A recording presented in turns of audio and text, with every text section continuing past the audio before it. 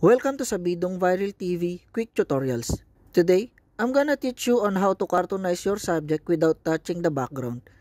First, let's separate our subject using Subject Selection Tool or W on your keyboard. After you finalize your selection, just press Ctrl J to duplicate your selection. Now, make sure that our new layer is selected. Then go to Filter, Filter Gallery, find and select Poster Edges, then click OK if the texture is just fine for you. Go back to Filter, find Stylize, and select Diffuse. Thick Anisotropic and click OK.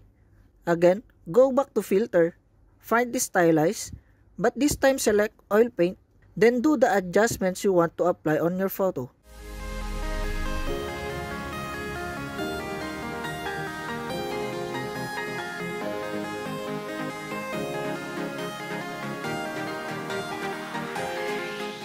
After finalizing your adjustments, click OK. Now, go back to Filter. Find Sharpen and select Unsharp Mask. Then do the adjustments that looks best for your photo. Paranoid. You claim this love that you never started. After finalizing your adjustments, click OK. Final step. Go to Adjustment Layer and select Color Lookup. To set this effect on the layer of our subject, press and hold Alt, then click it between Adjustment Layer and Subject Layer. This is to make sure that the background will not be affected. And I want to add Creep's warm look on my photo.